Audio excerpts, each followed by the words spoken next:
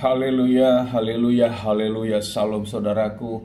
Ratapan 3 ayat 22 sampai 23. Sebab kebaikan Bapa Yahweh itu tidak pernah berhenti dan rahmatnya tidak pernah berkesudahan, selalu baru setiap pagi. Kita kembali mengucap syukur saudaraku, kita bisa kembali bangun pagi pada pagi hari ini. Sesungguhnya semuanya oleh karena kebaikan dan rahmat Bapa Yahweh di dalam kehidupan kita.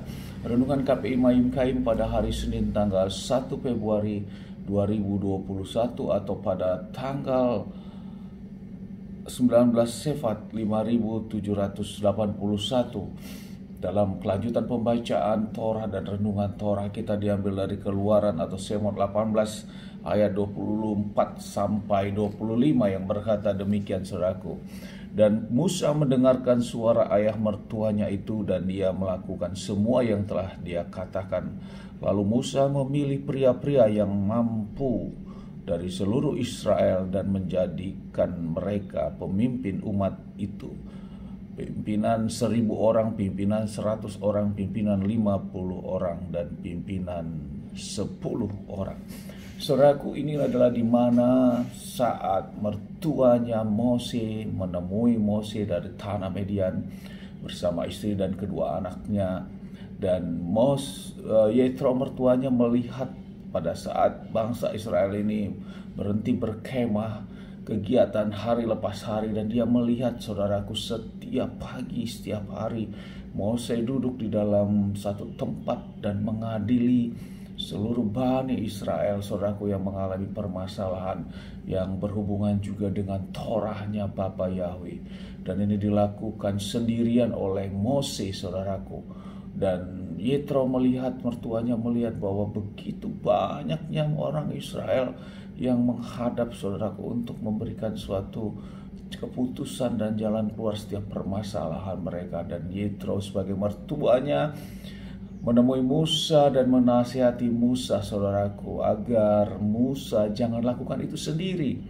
Dan Musa menerima saran ini, saudaraku, oleh karena saran dari mertuanya. Dan kita percaya bahwa bahasa mertua ini adalah juga bahasa kehendak Bapa Yahweh, agar ada keterwakilan untuk menghakimi atau memberikan pengertian tentang Torah ini. Dan akhirnya Musa menerima saran ini. Inilah pemimpin-pemimpin yang baik, saudaraku, masih mau mendengarkan saran-saran dari orang lain yang memang itu saran untuk membangun, saudaraku, bukan menjadi pemimpin-pemimpin yang otoriter, saudaraku, karena sifat dalam hal ini merupakan hal yang baik. Dan ini adalah pelajaran bagi pemimpin-pemimpin di dalam gereja, di dalam kehilat, saudaraku, bahwa memang sesuatu yang kurang tepat ada nasihat. Bila nasihat itu memang baik, maka pemimpin juga harus membuka hati, saudaraku. Halnya sama dengan Mose ini, saudaraku,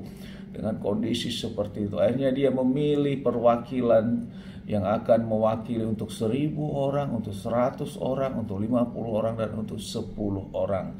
Setiap perkara-perkara yang terjadi, orang-orang yang sudah mendapat pilihannya ini sudah akan memutuskan, mengambil suatu keputusan. Namun untuk perkara-perkara yang berat yang harus diputuskan, maka hal itu sampai kepada Mose, dan Mose memutuskan.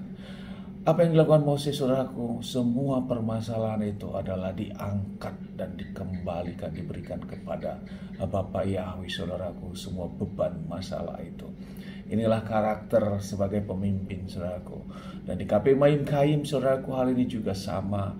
Saya menerapkan hal ini bila hal itu baik, saudaraku, untuk kebaikan dan kepentingan bersama.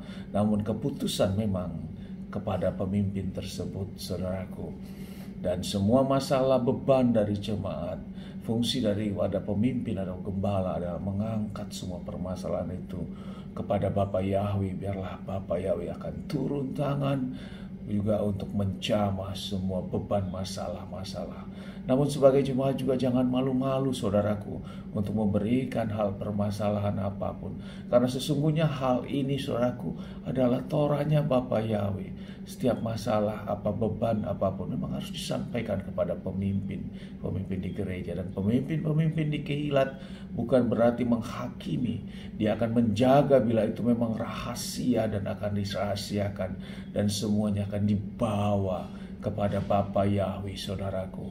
Dan biarlah kuasa Bapa yang turun untuk menjamah semua beban masalah dari jemaat itu. Dan juga sama seperti halnya Mose, semua beban masalah bangsa Israel di dalam Keluaran 18 ayat yang ke-19 berkata demikian, sekarang dengarkanlah akan suaraku, aku akan menasihatimu dan Elohim akan sertamu, engkau wakilkan umat itu di hadapan Elohim dan engkau membawa perkara itu kepada Elohim. Inilah tugas daripada Mose, gembala, pemimpin, untuk membawa semua masalah itu ke hadirat Bapa Yahweh. Dan kita minta dan kita bermohon kuasa Bapa Yahweh lewat gembala atau pemimpin ada urapan dan turun untuk menjamah semua beban masalah jemaat.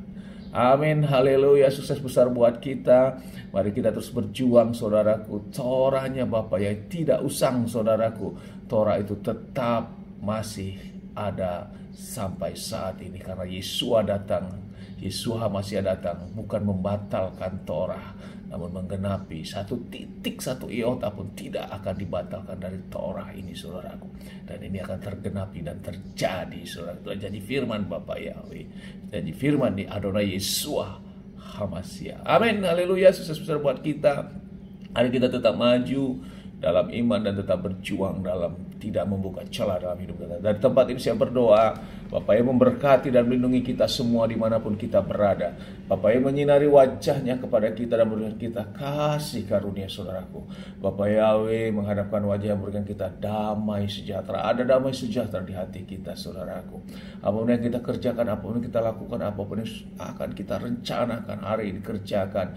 Saya berdoa di dalam nama Bapa Yahweh, di dalam nama Adonai Yesua HaMashiach, semuanya menjadi berhasil. Dan kita orang-orang yang percaya dan melakukan Torahnya Bapa, yang melakukan ketetapan dan perintah Bapa Yahweh, kita tidak akan dipermalukan dan kita diberkati. Demi hormat, kemuliaan dan kuasa bagi Bapa Yahweh Bishim Adonai Yesua HaMashiach. Amin, haleluya, shalom saudaraku, haleluya.